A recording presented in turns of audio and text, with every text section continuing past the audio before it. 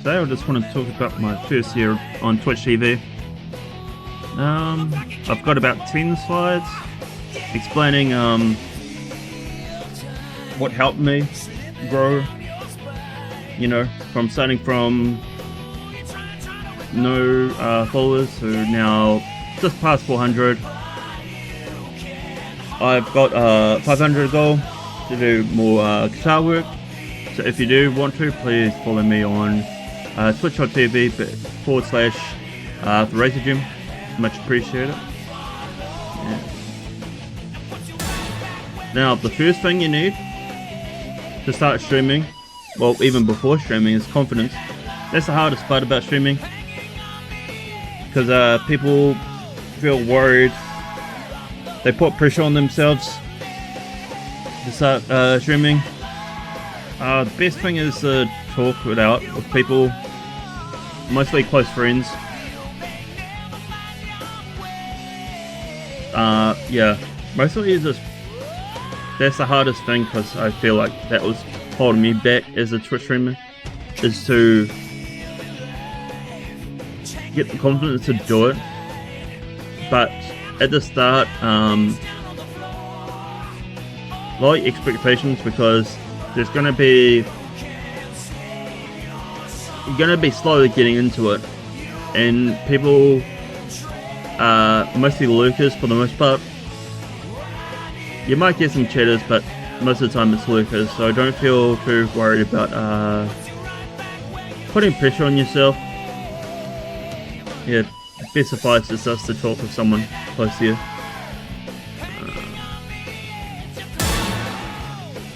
The second one will be setup.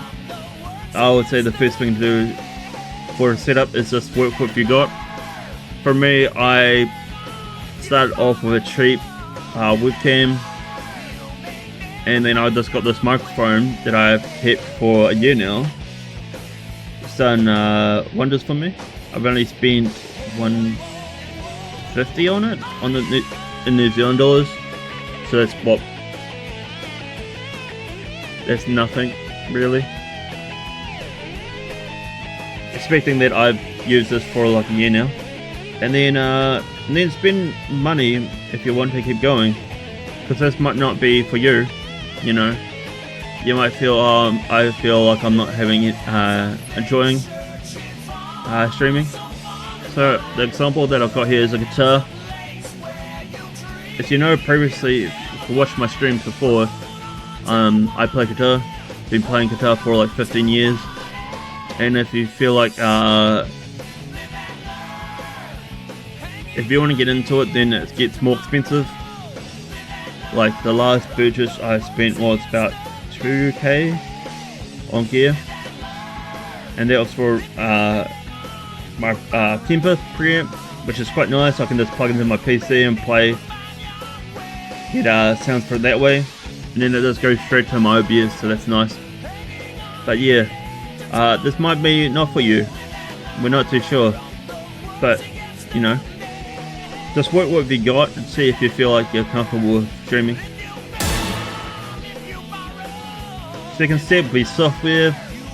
I'll learn how to use OBS or Streamlabs. I would say use Streamlabs first, so it's much more less complex. But overall, I use OBS now, just because I can customize my stream. So I much prefer using that over Streamlabs, but if you don't want to learn too much, just use Streamlabs.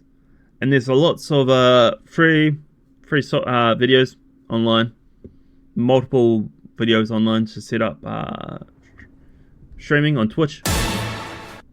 Have a schedule, day, set time when you could stream. It's constant, being constant on Twitch is the key. Keep going at it, and yeah, so they have a schedule, time and date. For me, I normally stream around about, I start at 4 to 5 New Zealand Standard Time, and yeah, that's basic one.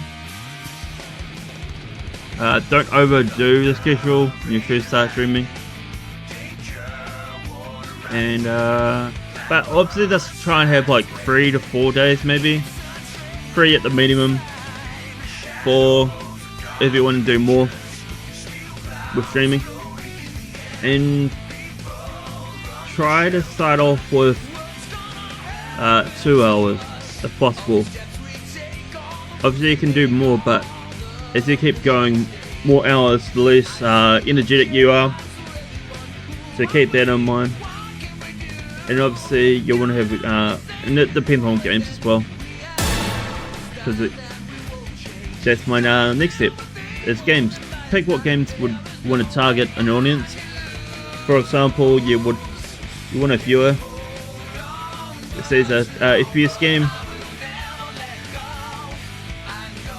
and then you play Pokemon. What do you expect's going to happen? You know, they might be into Pokemon, but they might be more interested in another FPS game. For example, if you're playing Warzone and then you went over to Pokemon Sword and Shield, they might be. It does depend on your personality at the end of the day, but most likely they'll move on to another streamer that's playing Warzone, I don't know, Overwatch, something similar to like shooters. But yeah, keep that in mind when streaming, unless you just want to use your streaming as just something fun. Downloadable. This is what I like to call where you're just talking to yourself, like you're doing a podcast. This is one thing I've struggled this year. It's just talking to myself, because if you're not talking and you're just playing a game, then it's very less interesting to the viewer. You're more, I don't know, more likely to talk if your stream is talking, if you're the chatter. So yeah, just keep talking, I don't know, explain what things you're interested in, what's happening this week, or I don't know, talk about the game itself in the game. Achievements. Set yourself some goals so you can see your progress. For example, I've got 500 followers. I think that's a healthy way of looking at things. You don't want to look at viewer count at the moment. That's why you always turn off my viewer count. I turn on bitrate sometimes, depending if it's dipping, but at the moment it's excellent. I stream at 6,000 bitrate.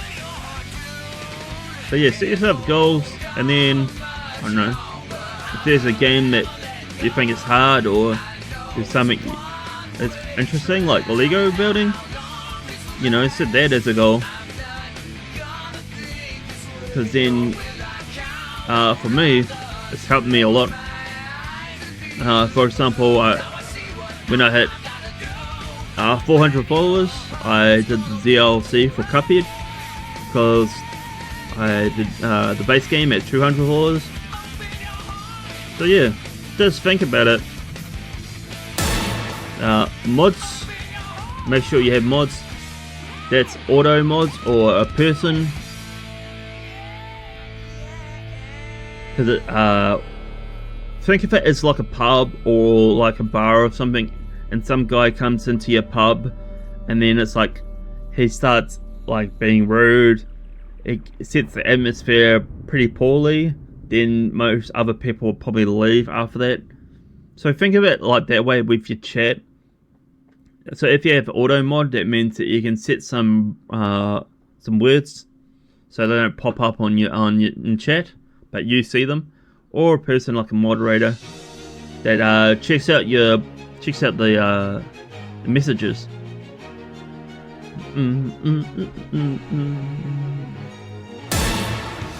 And most importantly, raid people at the end of each stream. Very important.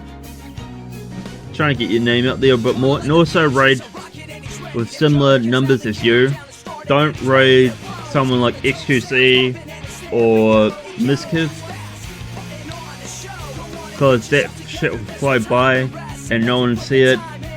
And yeah, trying to raise smaller streamers like yourself, because most likely they'll give you a shout out for your generosity. Like myself, when someone rates me, I always help them out with a shout out. Or if someone comes into my chat, say, hey, this person is getting pretty close to so many viewers that I know personally, you know me pretty well for that to happen, then I'll gladly help them out. And then just have fun for you. The most important thing to have is fun when starting off with streaming. Don't expect it like